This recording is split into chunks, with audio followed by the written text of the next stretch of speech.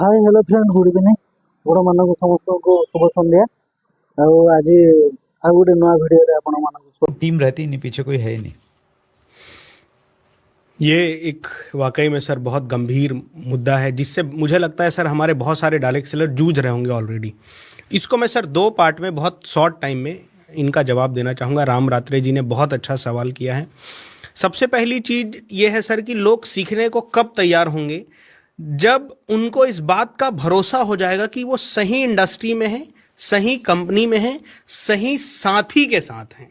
जी, मुझे अगर कहीं पर उम्मीद नज़र नहीं आएगी ना सर, मैं कहीं फंसा हूं और अब मैं उम्मीद खो चुका कि यहाँ मेरी ज़िंदगी फिर से रिवाइव हो पाएगी, तो फिर मैं कुछ नहीं सीखूंगा सर।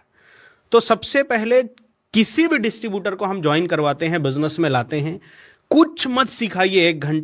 एक घंटा उनको डीपली इस बिजनेस के बारे में बताइए। क्योंकि मेरा मानना है सर, एक ऐसा बंदा जो इस बिजनेस को देखा नहीं है और एक ऐसा बंदा जो इस बिजनेस में आज अभी अभी जुड़ा है, दोनों के नॉलेज लेवल में कोई फर्क नहीं होता है।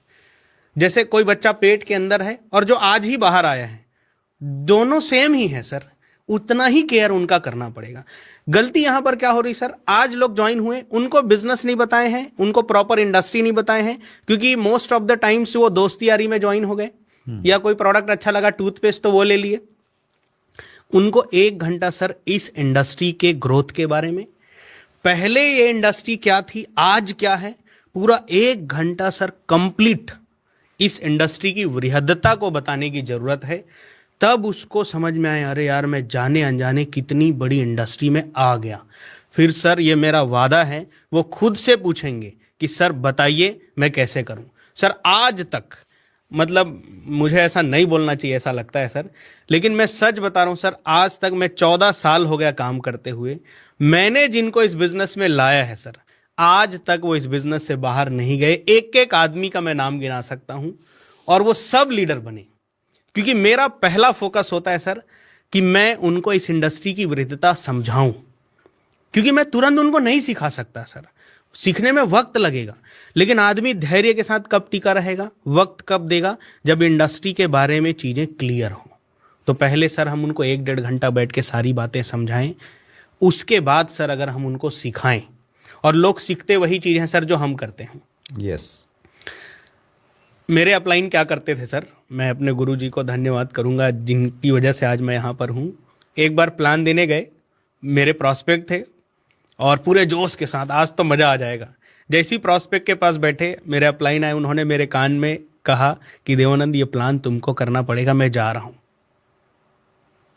उससे पहले उन्होंने 4-5 प्लान मेरे साथ किया था सर, मैं देख चुका था कैसे करना है जी। और मेरे पास मजबूरी है, मरता क्या नहीं करता। उस समय तो बड़ा गुस्सा आया कि कैसा धोखेबाज अपलाइन है, लेकिन सर मैं जैसे तैसे करके प्लान किया और फिर मैं सीख गया सर।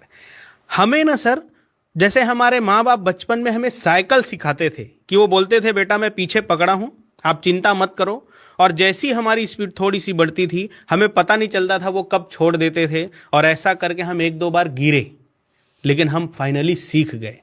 लोग क्या कर रहे हैं सर, ऐसे थ्योरिकल बता देंगे, ऐसे प्लान होता है, ऐसे फॉलोअप होता है, और जाओ टाइगर अब तुम कर लोगे, जो पॉसिबल नहीं है सर।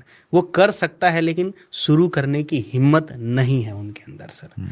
हमें स्टेप बाय स्टेप अपने साथ लेके, 3 प्लान मैं करूंगा, चौथा आप करना, 3 फॉलोअप मैं करूंगा, चौथा आप करना, 3 मीटिंग मैं लूंगा, चौथा आप करना, या 30 मिनट मीटिंग मैं लूंगा, 10 मिनट लास्ट में आप करना। ऐसे सर एक एक लोगों को हमें धीरे धीरे तैयार करना पड़ेगा। लोग सर थोक में 100-200 लोगों को तैयार करना चाहते हैं, क्योंकि उनमें ये भ्रांति है कि अमीर बनने के लिए, लीजेंड बनने के लिए लाखों लोग चाहिए, जबकि 5-7 लोगों को अगर हम तैयार कर दिए तो 5 पांडव से महाभारत हो गया था सर। 5 लोगों से डायरेक्ट सेलिंग भी हो जाएगा, मुझे ऐसा लगता है। That's great, super Devanand ji.